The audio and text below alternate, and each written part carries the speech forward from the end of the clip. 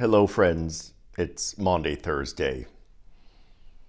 And you shall eat it hurriedly, Moses told the Israelites at the first Passover. Our society's certainly taken that directive to heart.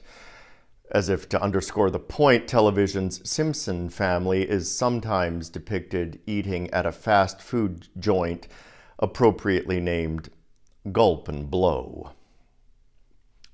By now, eating on the run, or at least in a hurry, at our desk between meetings, in our cars in the parking lots of one burger joint or another, in front of the TV with a microwaved meal, has become almost normative.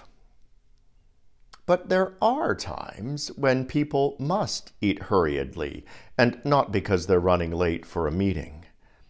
Times when they're running for their lives, from rising floodwaters, raging Californian wildfires, ice agents barreling down the highway. Sometimes a person just needs to quickly eat and get out of Dodge as quickly as possible. That was the context of the first Passover, the Jewish festival which inevitably makes us think about the Eucharist and how we're commanded to do this perpetually until Christ comes again.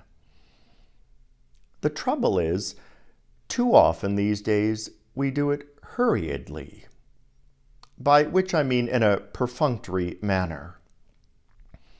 Perhaps that's because religion and spirituality have become entirely transactional. Too often we're guilty of thinking of the Eucharist as the physical manifestation of the prayer as cosmic vending machine mentality. We think of it as a kind of magic, a spiritual version of "it's good for what ails you."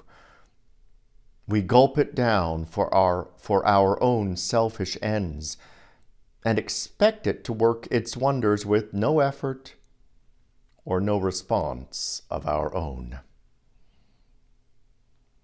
All of which leads me to ask if the command, "do this," refers to something else besides the ritual act of commemorating Jesus' Last Supper.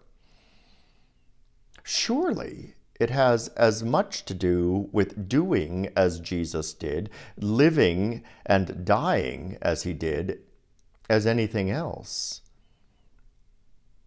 But we don't do that because we're blowing through life as mindlessly as we blow through a meal.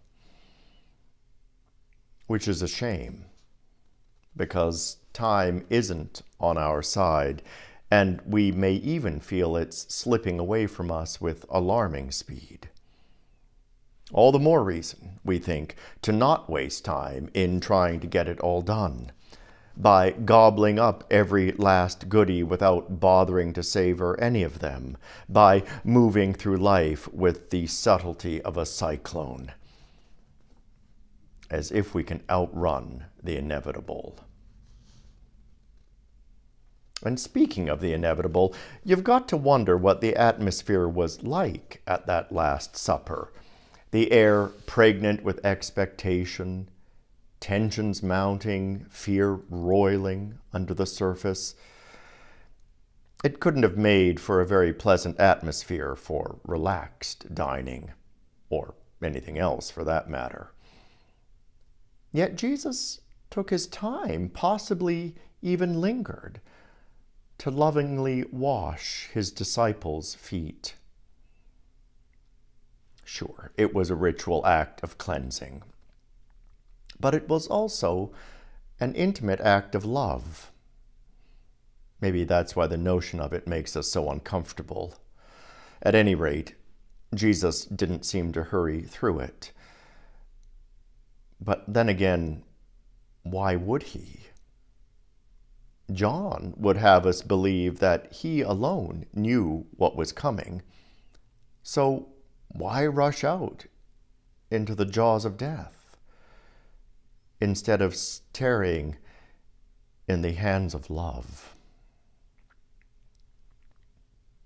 My friends, What I'm trying to say is that the solemn events of these days are meant to slow us down, so that we might understand the truth of the axiom that life is a banquet. Do this. Take time to dine rather than simply eat, so that we might know the astonishingly fragile and fleeting nature of life. Do this. Be swift to love, and make haste to be kind, so that we might appreciate that we do not have much time to gladden the hearts of those who make the journey with us. Do this. Clasp tightly the hands of those who, like us, are being drawn to Calvary's frightening ineluctability. And do it all in memory of Him who even now hastens to his end, so that the supper of the Lamb may be made ready for us.